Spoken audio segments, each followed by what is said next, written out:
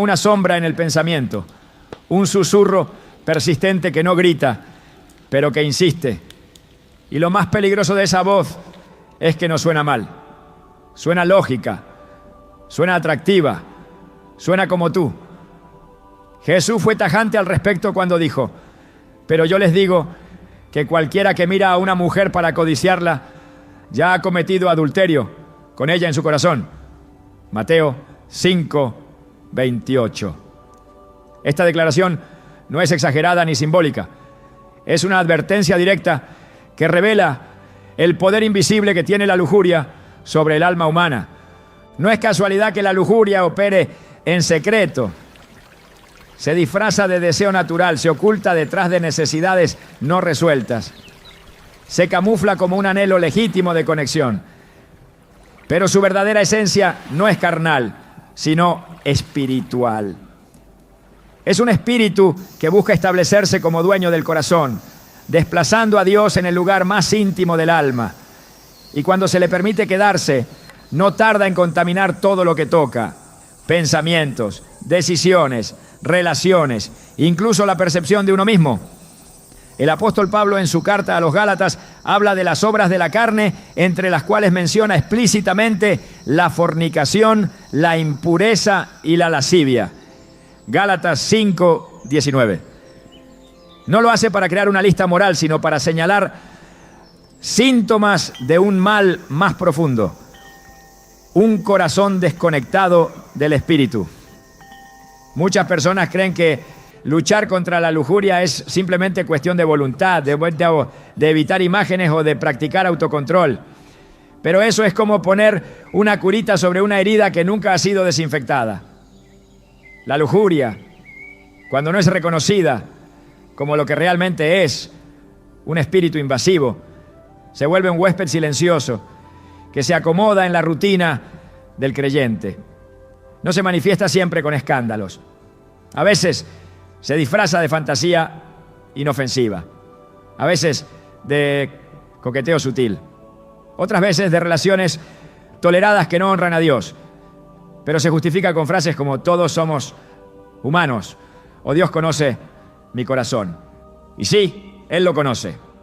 Pero también sabe cuando el corazón ha sido contaminado y ya no responde a su voz. En el libro de Génesis, cuando el pecado entra en el mundo, lo hace de la mano de una sugerencia visual. La serpiente no obligó a Eva, solo le mostró una posibilidad. Y vio la mujer que el árbol era bueno para comer y que era agradable a los ojos y árbol codiciable para alcanzar la sabiduría. Génesis 3:6. La palabra clave ahí es codiciable. Lo que se codicia se convierte en una obsesión interna antes de convertirse en una acción externa. Ese es el patrón de la lujuria. No irrumpe de golpe. Se va construyendo en el silencio de los pensamientos que no se entregan a Dios. Y una vez que se fortalece, comienza a exigir espacio, decisiones, tiempo, energía. Pide que se le sirva. Y cuando el alma le cede ese lugar, entonces ya no es solo un pensamiento impuro, es un altar al deseo. Lo más alarmante es que este espíritu puede convivir con una vida aparentemente espiritual. Hay quienes predican mientras batallan en secreto. Hay quienes oran, pero sus pensamientos están presos de imágenes y recuerdos que nunca fueron entregados a Cristo. Hay quienes sirven en la iglesia, pero su intimidad está gobernada por la lujuria y no por el amor. Esto no es una condena, es un llamado a despertar. Jesús no vino a maquillar el pecado, vino a destruirlo desde la raíz. Pero para que algo sea destruido, primero debe ser expuesto. Mientras la lujuria opere en las sombras, seguirá creciendo. Pero cuando es sacada a la luz, comienza a perder su poder. Efesios 5:11 dice: no participen en las obras infructuosas de las tinieblas, sino más bien denúncienlas. La estrategia del enemigo no es empujarte al abismo de inmediato, sino acostumbrarte poco a poco a vivir lejos de la presencia de Dios. Y una de sus herramientas favoritas es la lujuria. Porque sabe que mientras tu mente esté atrapada en deseos desenfrenados, tu espíritu estará desconectado del Padre. Es imposible servir plenamente a Dios mientras está esclavizado internamente por pensamientos no purificados. Jesús lo expresó con claridad. Nadie puede servir a dos señores. No podéis servir a Dios y a las riquezas. Mateo 6:24. Aunque hablaba del dinero, el principio es el mismo. El corazón no puede tener dos tronos. O reina Dios o reina el deseo. Muchos creyentes viven con una dualidad que los desgasta. Se arrepienten el domingo y caen el lunes. Lloran en la adoración, pero no pueden mirar a una persona sin desearla en su mente. Claman por libertad, pero no identifican que están luchando contra un espíritu que no puede ser vencido con motivación humana, sino con armas espirituales. En 2 Corintios 10, 4-5, Pablo dice: las armas de nuestra milicia no son carnales, sino poderosas en Dios para la destrucción de fortalezas, derribando argumentos y toda altivez que se levanta contra el conocimiento de Dios y llevando cautivo todo pensamiento a la obediencia a Cristo. Esta es la clave. No basta con resistir. Hay que llevar el pensamiento desde donde nace la lujuria a la obediencia de Cristo. La batalla se libra en la mente. Cada imagen, cada recuerdo, cada impulso puede ser una puerta o una cadena. Y si no se identifican, se normalizan. El problema no es que el pensamiento llegue. El problema es que se le dé hospedaje. David fue un hombre conforme al corazón de Dios. Pero cuando bajó la guardia y permitió que la vista se convirtiera en deseo, terminó cayendo en adulterio y asesinato. Todo comenzó con una mirada, pero no fue la mirada lo que lo destruyó. Fue lo que permitió que esa mirada hiciera en su corazón. El Salmo 51 es su clamor de arrepentimiento, y en él se percibe el peso de lo que significa haber dado lugar al pecado. Crea en mí, oh Dios, un corazón limpio y renueva un espíritu recto dentro de mí. Salmo 51:10. La lujuria no solo lo llevó a pecar, lo contaminó espiritualmente. Este es el motivo por el que muchos no experimentan la plenitud de la vida cristiana. No porque Dios los haya rechazado, sino porque todavía están ligados por cadenas invisibles. La lujuria no necesita un acto externo para destruirte. Solo necesita que le abras la puerta del pensamiento y le dejes decorar tu interior con mentiras disfrazadas de deseo. Pero Dios, en su misericordia, no se limita a señalarnos el pecado. Él ofrece restauración, ofrece limpieza, ofrece libertad. En el 1 Juan 1:9 encontramos una promesa poderosa.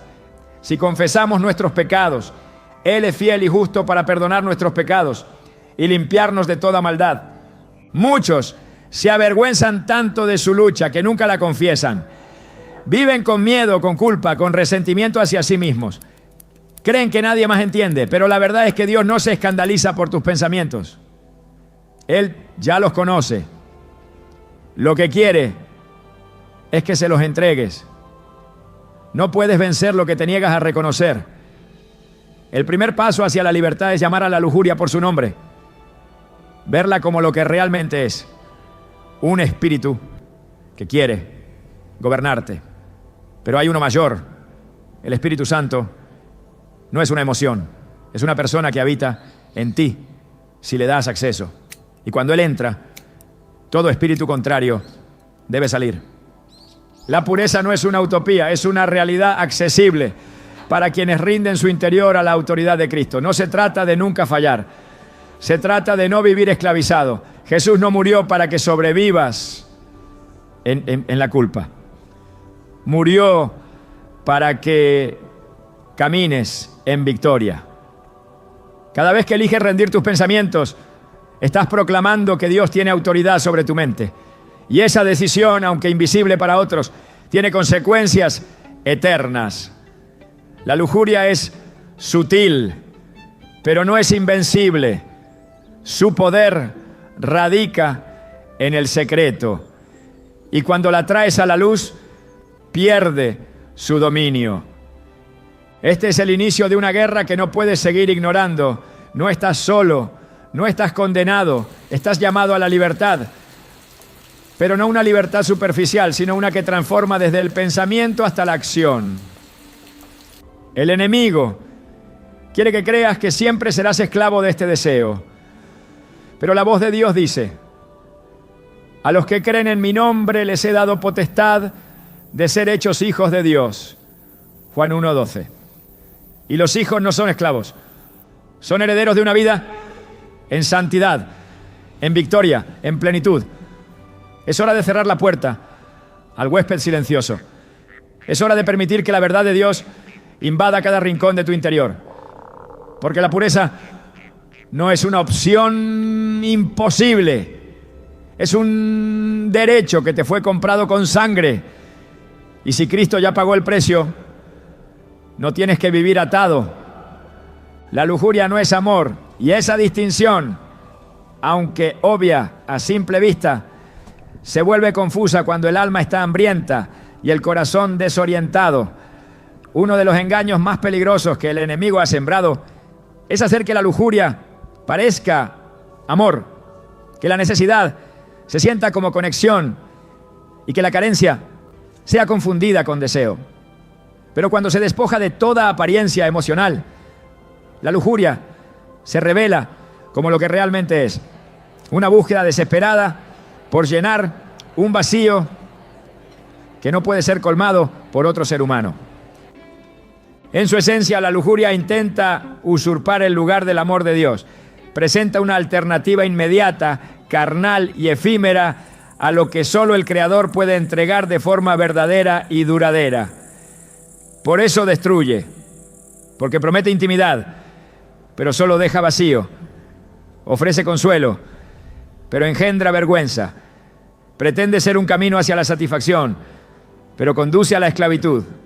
El alma que no ha sido saciada por el amor divino inevitablemente buscará sustitutos.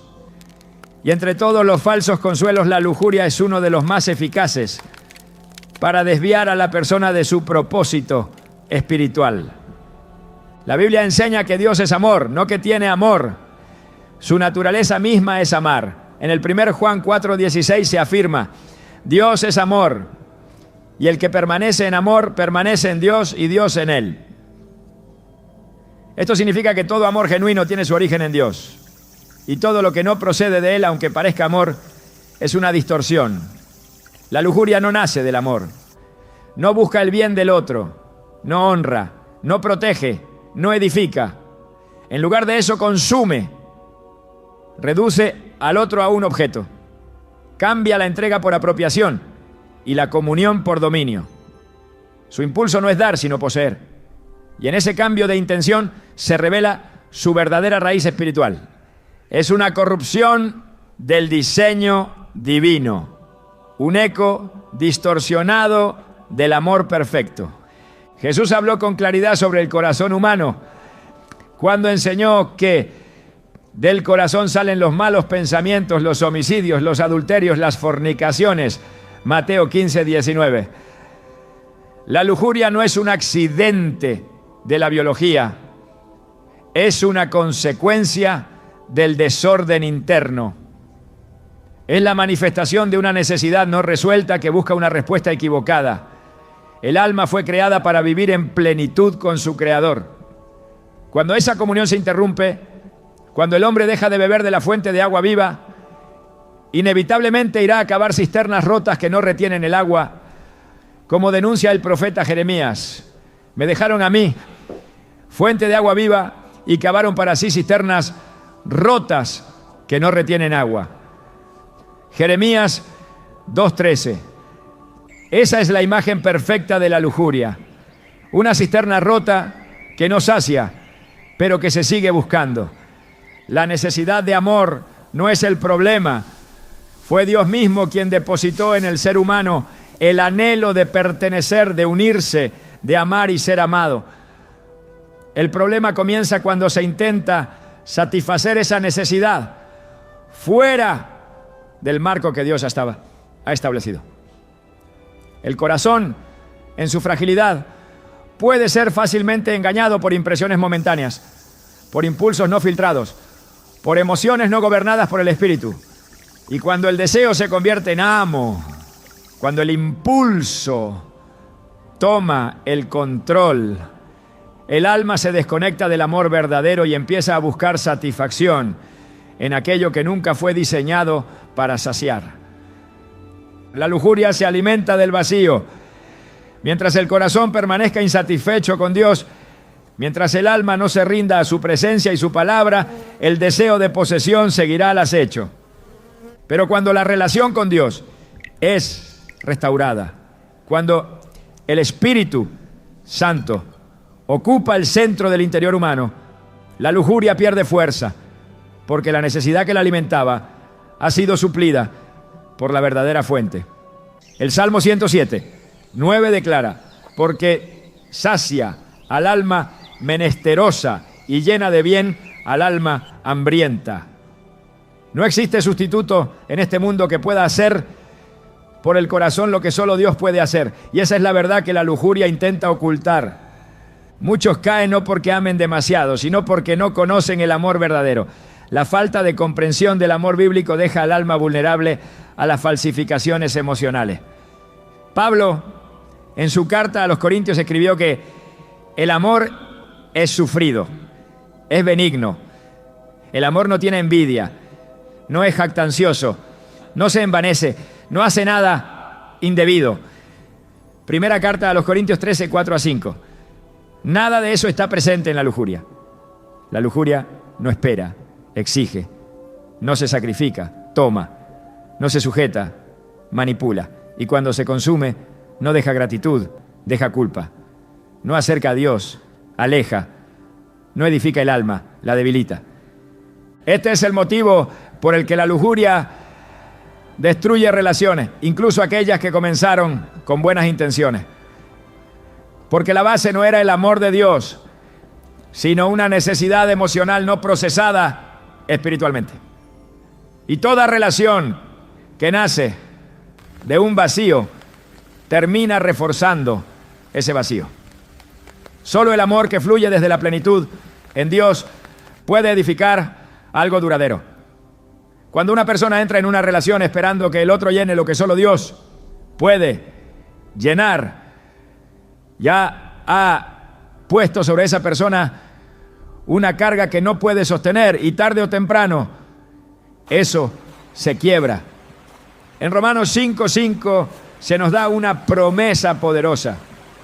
El amor de Dios ha sido derramado en nuestros corazones por el Espíritu Santo que nos fue dado. Ese amor no es conceptual, es real. Tiene la capacidad de transformar el corazón, de reordenar los deseos, de purificar las intenciones.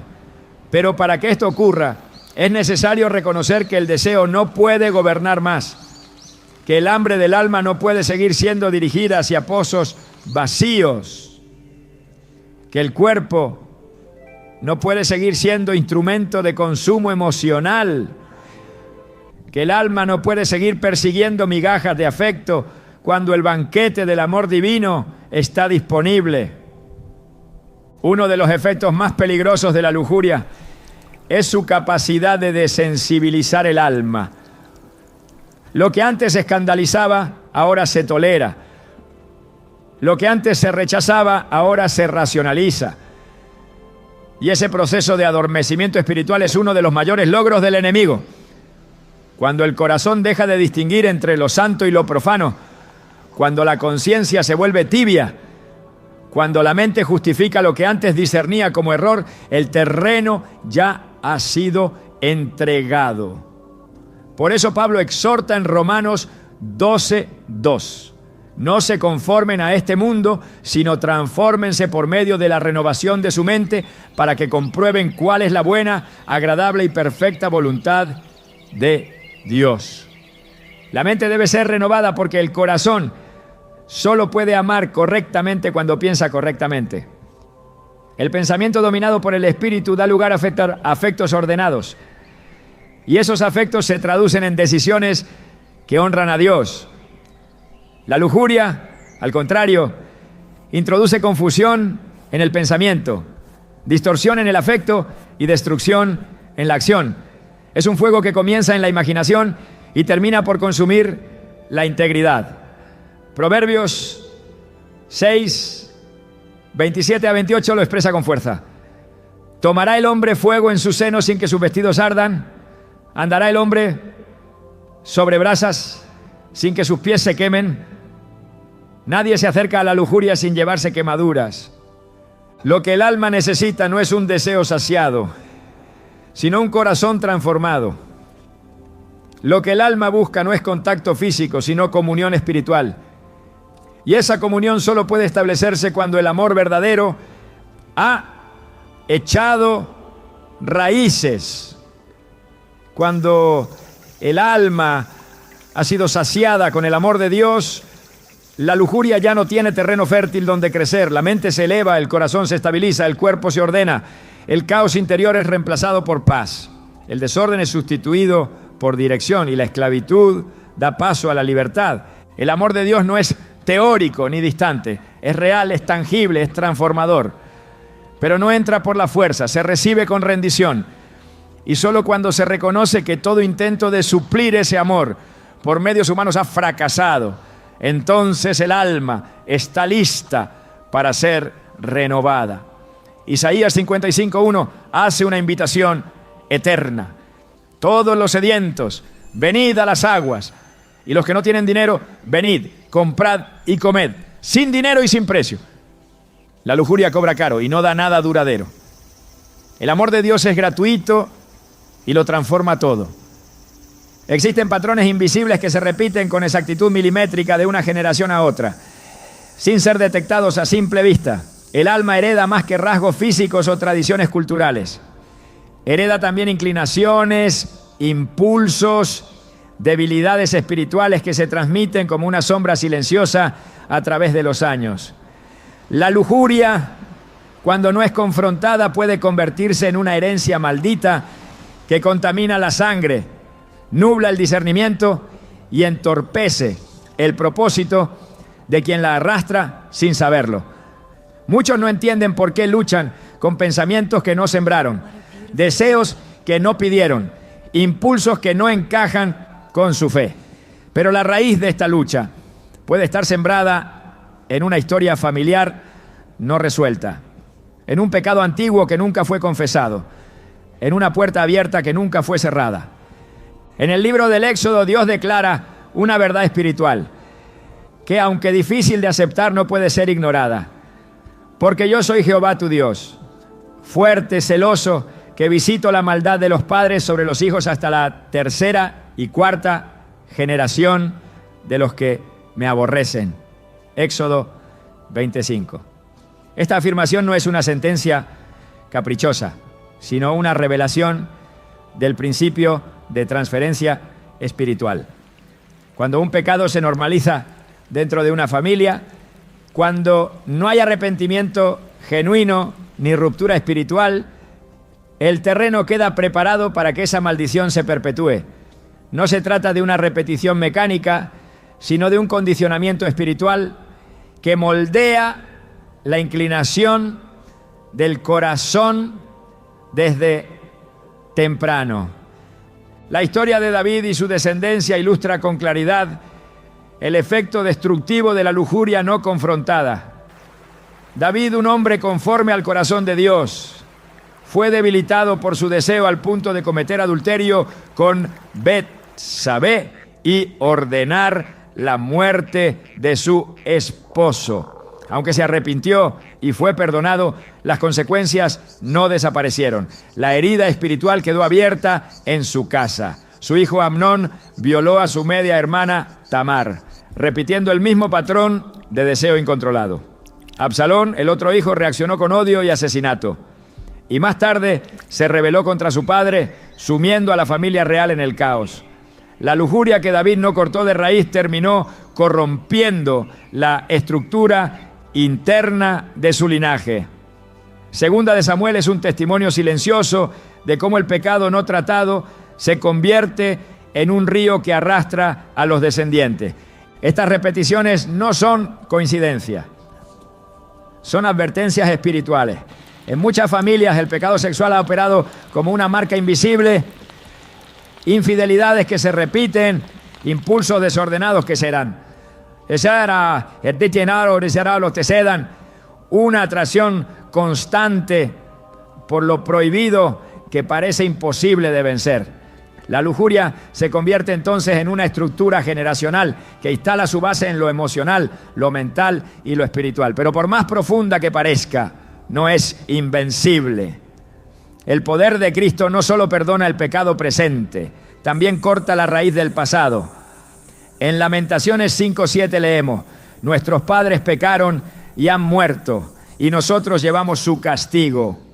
Esta confesión no es resignación, es discernimiento. Reconocer la carga heredada es el primer paso para desactivarla. El propósito de Dios para cada vida no depende de la historia de la familia, pero sí puede verse obstaculizado por las cadenas que esa historia deja si no se rompen en oración, confesión y consagración. Muchos sienten que su avance espiritual se detiene sin explicación, que sus pensamientos están saturados por imágenes impuras que no alimentaron voluntariamente, que sus decisiones emocionales están marcadas por la inestabilidad o el deseo constante de validación a través del contacto físico.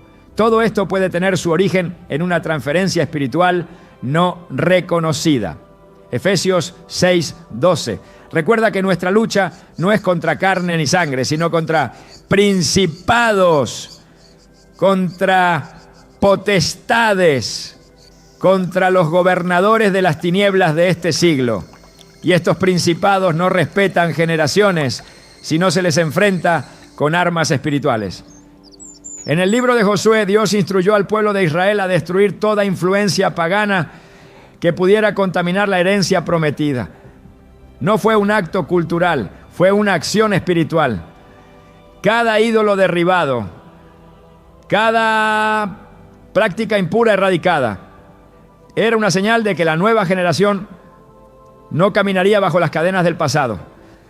Del mismo modo, todo creyente que identifica la herencia espiritual de lujuria en su familia debe ponerse de pie con la misma determinación. No con temor, sino con autoridad. No con culpa, sino con identidad. La cruz de Cristo no solo canceló el pecado individual, también rompió el poder del pecado transmitido.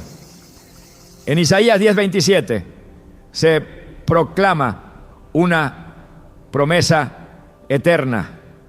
Acontecerá en aquel tiempo que su carga será quitada de tu hombro y su yugo de tu cerviz, y el yugo se pudrirá a causa de la unción.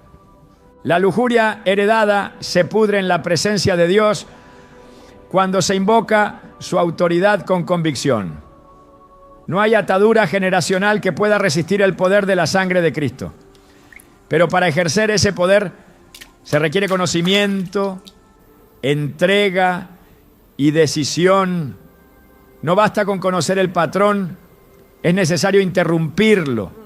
No basta con identificar la inclinación, es necesario someterla. No basta con llorar por el pasado, es necesario romper los pactos invisibles que aún le dan permiso al enemigo para operar.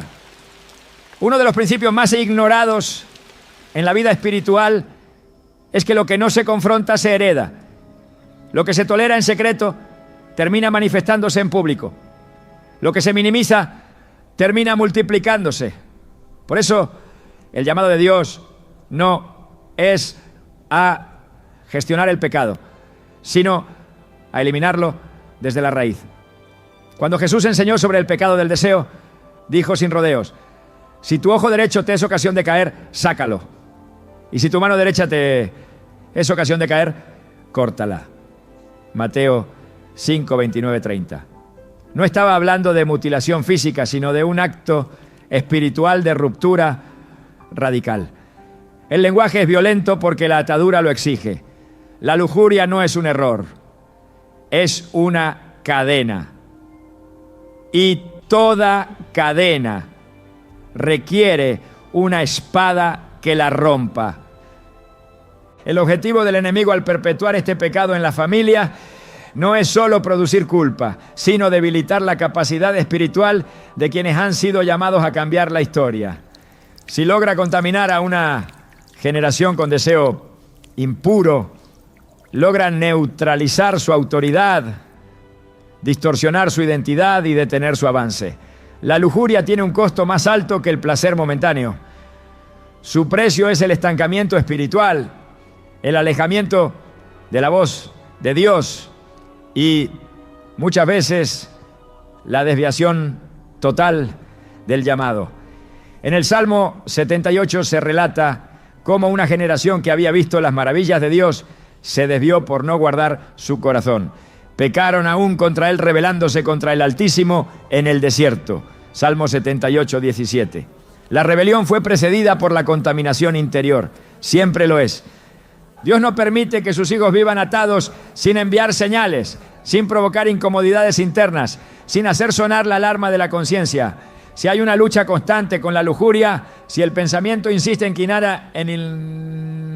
inclinarse hacia ese deseo impuro, si la intimidad espiritual se ha debilitado, es probable que haya un legado que debe ser renunciado. No basta con resistir el impulso, es necesario declarar la ruptura de todo vínculo que haya sido establecido, consciente o inconscientemente, en generaciones pasadas. Y esa declaración debe estar basada en la autoridad de la palabra. Gálatas 3:13 afirma: Cristo nos redimió de la maldición de la ley, hecho por nosotros maldición. Todo lo que el pasado intentó imponer queda sin efecto bajo esa redención. El plan de Dios es que cada nueva generación camine con más luz, más autoridad, más pureza. Pero para que eso ocurra, alguien debe decidir que con él o con ella se rompe la repetición, que el ciclo termina aquí, que lo que fue tolerado por otros no será aceptado ahora, que el cuerpo ya no servirá como vehículo del pecado, sino como templo del Espíritu Santo, que la mente ya no será un campo de batalla abierto, sino un altar exclusivo para el pensamiento de Cristo. Filipenses 2:5 declara: haya pues en vosotros este sentir que hubo también en Cristo Jesús. Y en Cristo no hubo lujuria, solo amor perfecto, puro, santo, entregado. Dios no llama a los perfectos, llama a los disponibles, llama a los decididos, llama a los que están dispuestos a mirar hacia atrás, identificar la raíz y luego mirar hacia adelante con una decisión irrevocable. No repetir la historia. Y esa decisión no solo afecta al individuo, afecta a sus hijos, a su entorno, a sus generaciones futuras. La pureza no es solo un estado personal, es una herencia que se construye con convicción y se protege con obediencia. Si el pecado puede transmitirse, cuánto más la santidad. Si la lujuria puede corromper una familia, cuánto más la consagración puede restaurarla. Lo que comienza en el corazón de uno puede transformar el destino de muchos. Y ese es el poder que está en tus manos si decides no cargar más con lo que otros dejaron pendiente. Las puertas que otros abrieron, tú puedes cerrarlas. Las cadenas que otros ignoraron, tú puedes romperlas.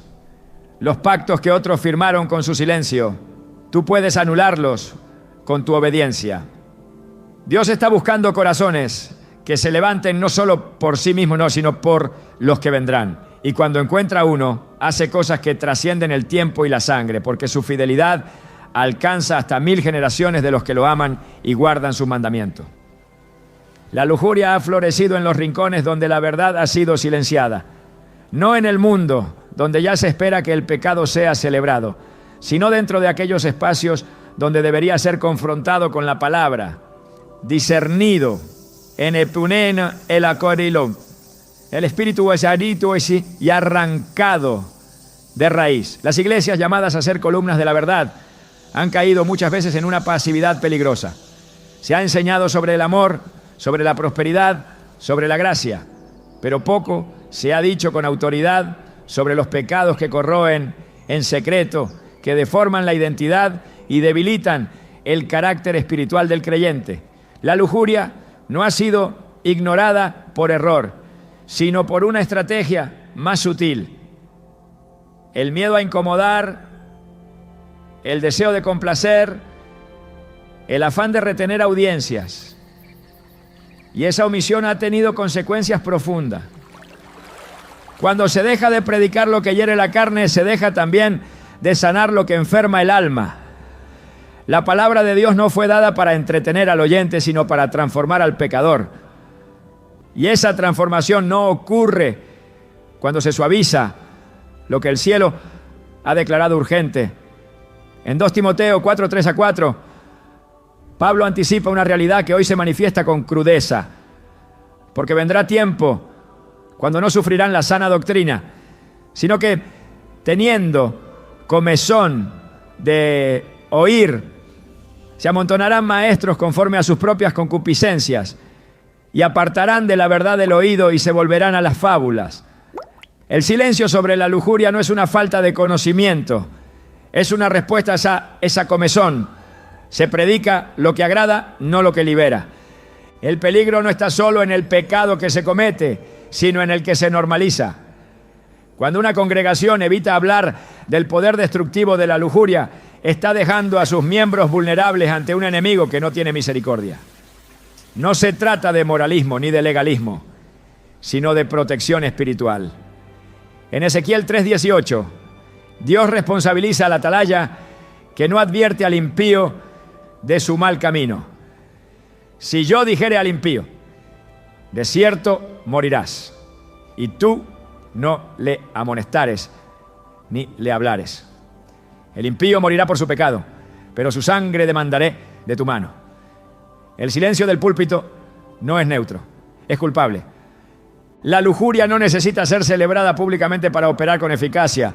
Le basta con que no se la mencione, le basta con el vacío, con ese espacio que debería estar lleno de palabra viva y confrontación amorosa, pero que ha sido ocupado por discursos tibios y tolerancia disfrazada de amor. Cuando no se predica sobre la santidad, el pecado no desaparece, se acomoda. Cuando no se expone lo impuro, no se limpia, se profundiza. La palabra es como fuego, como martillo que quebranta la piedra, como espada que penetra hasta lo más profundo del alma. Pero si esa espada se envaina para no herir sensibilidades, el alma queda indefensa ante las garras del enemigo. No hay avance en la vida espiritual sin confrontación. No hay crecimiento si lo que está mal no se corrige. Jesús no evitó hablar del deseo impuro. Lo hizo con una claridad que aún hoy incomoda. Cualquiera que mira a una mujer para codiciarla, ya ha cometido adulterio con ella en su corazón. Mateo 5, 28. No dejó espacio para suavizar la verdad. No dio margen para la interpretación cultural o el relativismo emocional. Llamó al pecado por su nombre y trazó una línea nítida entre el pensamiento puro y el corazón contaminado. Esa claridad hoy es reemplazada en muchos lugares por discursos que elevan la autoestima pero no purifican el espíritu. Cuando se predica un evangelio sin cruz, se genera una fe sin poder.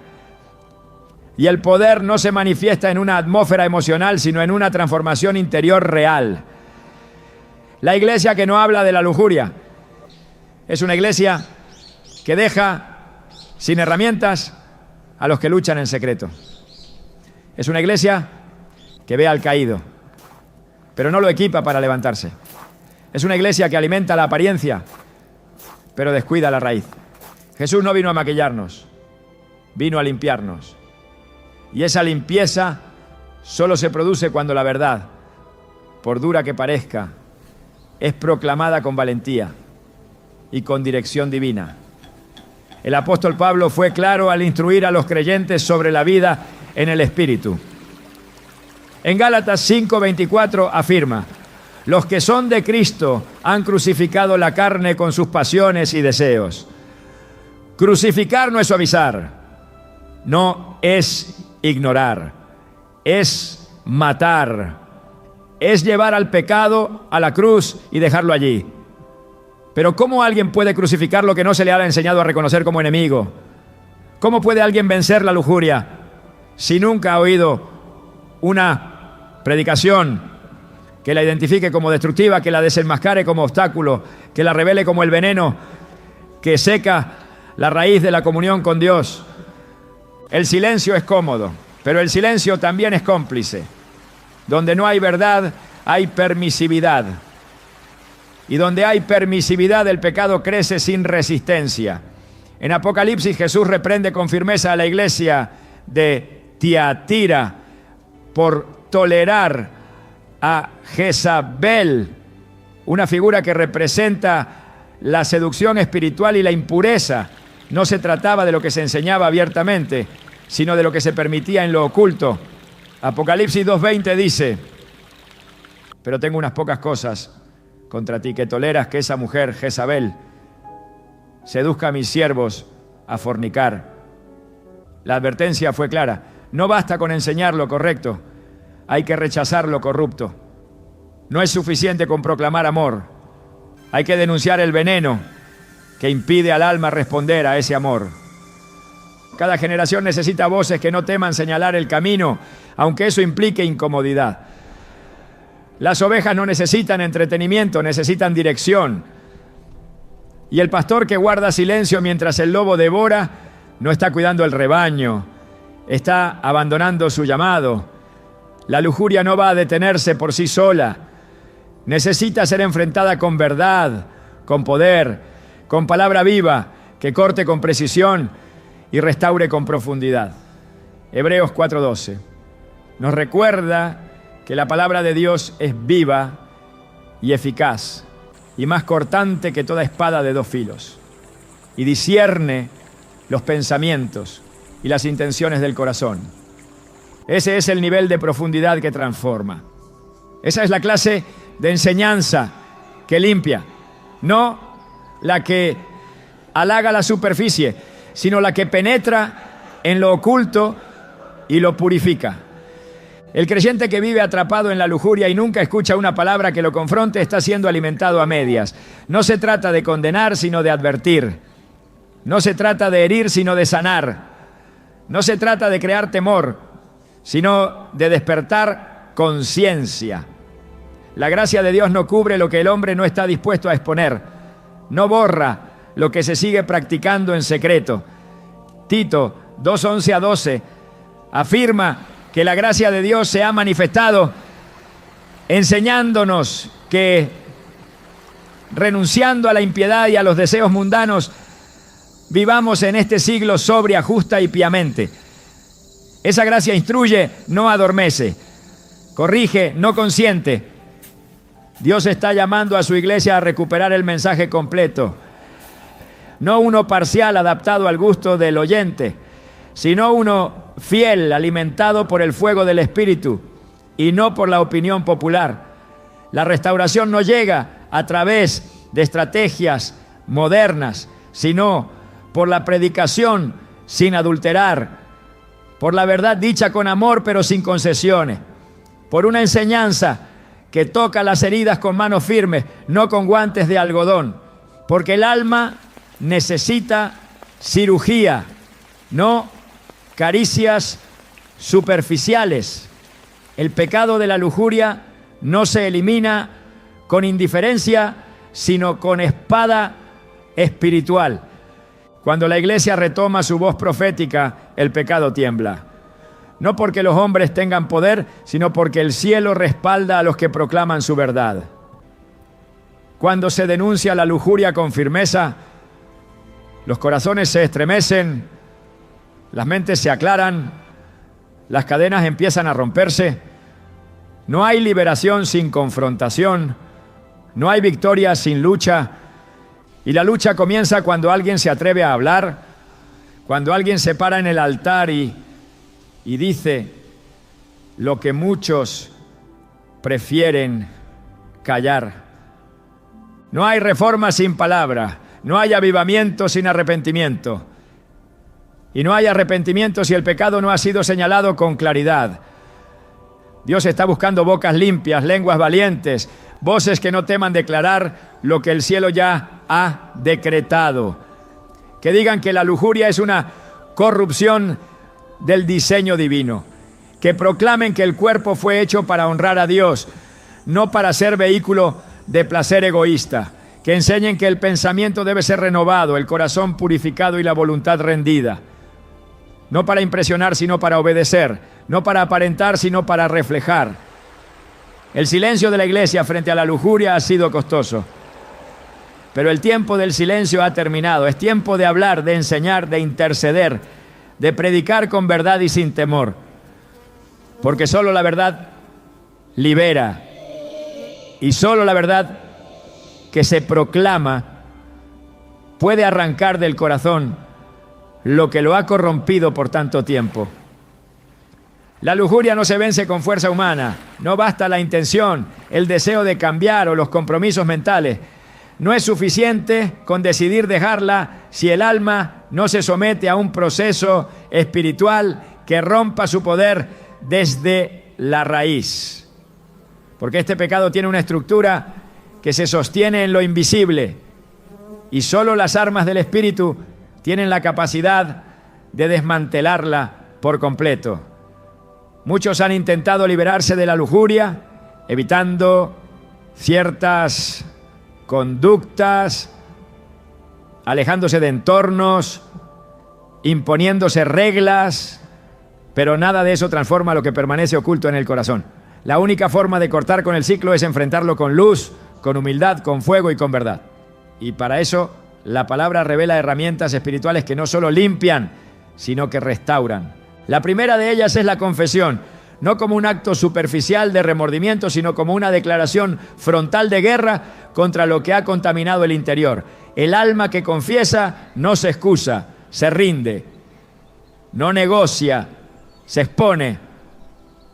La confesión no es un trámite religioso, es un acto de revelación que obliga a la oscuridad a salir. En Proverbios 28:13 está escrito: el que encubre sus pecados no prosperará, mas el que los confiesa y se aparta alcanzará misericordia. Esta es una clave espiritual irrevocable. Mientras el pecado se esconda, seguirá creciendo. Mientras se justifique, seguirá gobernando. Pero cuando se declara con sinceridad, pues el reto pierde el espacio que lo alimentaba. Dios no exige confesión por él, sino por nosotros. Él ya lo sabe todo, pero el alma solo se libera cuando deja de callar. Y esa confesión debe ir más allá del susurro en la mente. Tiene que ser verbal, específica, completa, no para ser condenado, sino para ser purificado. 1 Juan 1:9 afirma: si confesamos nuestros pecados, Él es fiel y justo para perdonar nuestros pecados y limpiarnos de toda maldad. La limpieza no viene con el silencio, llega con la rendición. La confesión no es señal de debilidad, es evidencia de que el alma ha decidido dejar de proteger lo que la destruye, que ha renunciado al pacto con el deseo, que ya no está dispuesta a convivir con lo que apaga la voz del Espíritu. Pero la confesión no es el único paso. La lujuria no solo se alimenta del silencio, se fortalece también con hábitos que esclavizan los sentidos y debilitan el espíritu. Por eso Dios estableció el ayuno no como una práctica ocasional o ceremonial, sino como una disciplina espiritual que reordena el alma, somete la carne y restaura la sensibilidad perdida. El ayuno rompe cadenas porque reduce al cuerpo a lo esencial y exalta la voz de Dios por encima del ruido de las emociones. Isaías 58 describe el ayuno verdadero como aquel que desata las ligaduras de impiedad, que suelta las cargas de opresión y que deja libres a los quebrantados. Isaías 58:6. No es una abstención vacía, es una guerra espiritual. La lujuria necesita que el cuerpo sea dominante, que el deseo mande, que la carne imponga su urgencia. Pero cuando el creyente ayuna con propósito, con humildad, con dirección divina, declara con su cuerpo que ya no será esclavo del impulso. El ayuno debilita las estructuras internas del pecado, porque niega el alimento físico mientras fortalece el alimento espiritual. Cada día de ayuno no es una simple resistencia, es un acto profético que declara al cielo y al infierno que el alma está en transición, que se está reclamando de nuevo el territorio perdido. Las contaminadas empieza a ser renovada. Romanos 12, 1-2 lo expresa con claridad. Presentad vuestros cuerpos en sacrificio vivo. No os conforméis a este siglo, sino transformaos por medio de la renovación de vuestro entendimiento. No se trata solo de resistir el pecado, se trata de rendir el cuerpo y renovar la mente. Y ese proceso requiere disciplina espiritual, no solo buenas intenciones. En la Escritura, los grandes cambios espirituales siempre fueron precedidos por tiempos de ayuno y humillación. Moisés ayunó antes de recibir la ley. Esther ayunó antes de entrar al palacio. Elías ayunó antes de escuchar la voz de Dios. Jesús mismo ayunó 40 días antes de iniciar su ministerio. Cada uno de ellos se vació para ser lleno. Se debilitó físicamente para ser fortalecido espiritualmente. Se desconectó del mundo para alinearse con el cielo. Y en esa alineación es donde se produce la verdadera libertad. Porque no hay libertad en seguir resistiendo solo. La libertad verdadera ocurre cuando el corazón es invadido por el poder del Espíritu Santo. Y eso solo sucede cuando hay lugar limpio para que Él habite. La lujuria no puede convivir con una vida de búsqueda profunda. No resiste la oración constante. No sobrevive al ayuno sostenido. No se alimenta en un corazón que confiesa, que gime, que se quiebra en presencia de Dios. Porque el fuego del Espíritu consume lo que no le pertenece. Pero ese fuego no desciende sobre lo que no se ha rendido. Dios no fuerza la restauración. Él la activa cuando ve que el alma ha tomado la decisión de morir a sí misma para vivir para Él. Gálatas 5:16 lo declara así: andad en el Espíritu y no satisfagáis los deseos de la carne. No dice que la carne desaparecerá, sino que no será obedecida. Y eso es lo que el ayuno produce: un alma que manda y una carne que se sujeta. Muchos no han vencido la lujuria porque no han dejado de justificarla, porque no han vaciado su alma delante de Dios, porque no han rendido su cuerpo en sacrificio voluntario. Pero hoy la invitación no es a intentarlo una vez más con las mismas armas.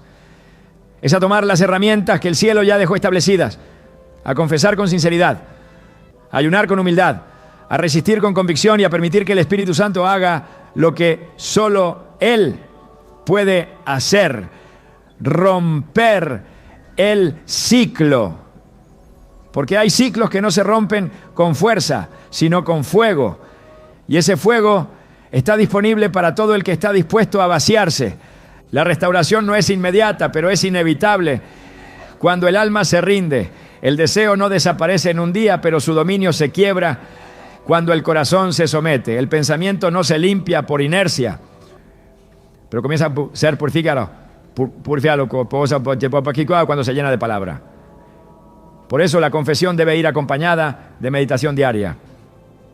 El ayuno debe estar alineado con oración constante, porque no se trata solo de dejar de pecar, sino de construir una nueva estructura interior donde el espíritu tenga control absoluto.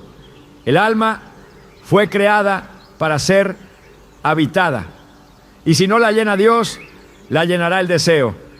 No hay pecado tan profundo que no pueda ser perdonado. No hay hábito tan fuerte que no pueda ser quebrado. No hay historia tan marcada que no pueda ser reescrita. Pero todo eso depende de una decisión.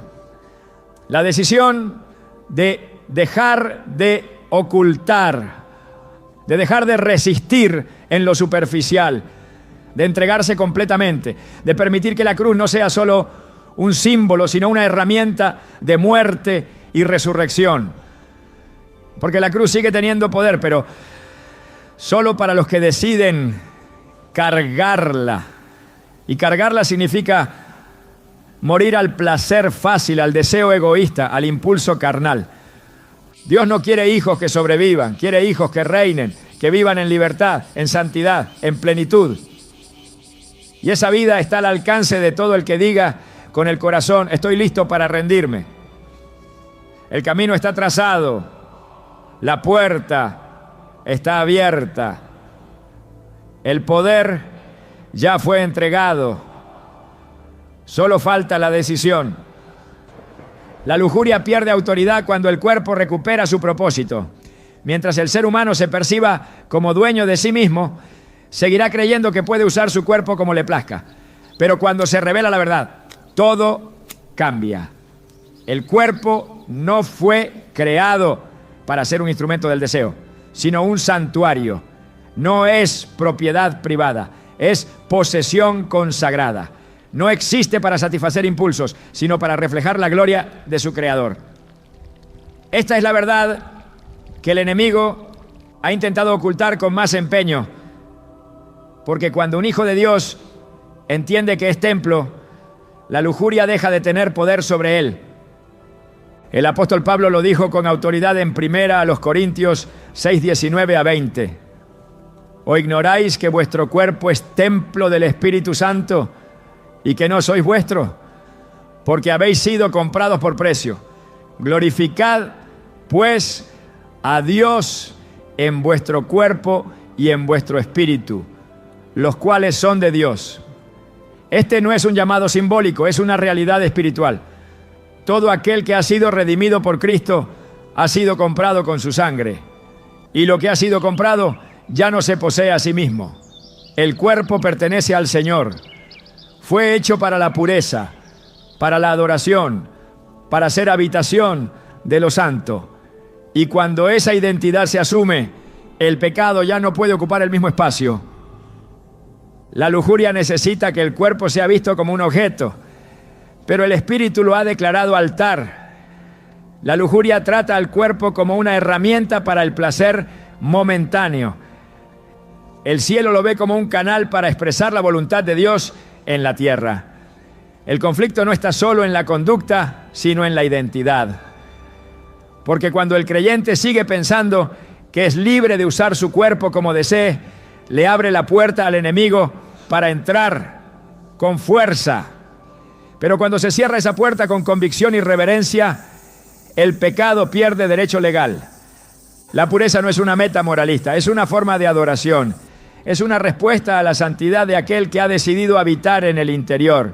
Dios no busca cuerpos perfectos, busca cuerpos consagrados. No demanda estética, demanda obediencia. No pide perfección, pide rendición. El Espíritu Santo no comparte espacio con lo impuro. Donde Él entra, limpia. Donde Él habita, transforma. Y cuando toma posesión del cuerpo, lo convierte en instrumento de honra. Romanos 6:13 enseña: no presentéis vuestros miembros al pecado como instrumentos de iniquidad, sino presentaos vosotros mismos a Dios como vivos de entre los muertos y vuestros miembros a Dios como instrumentos de justicia. La batalla no está en evitar lo prohibido, sino en rendir cada parte del cuerpo a la voluntad divina. Los ojos, las manos, los pensamientos, los deseos, todos deben ser ofrecidos como parte de un sacrificio vivo. Porque lo que no se entrega, el enemigo lo reclama, pero lo que se rinde, el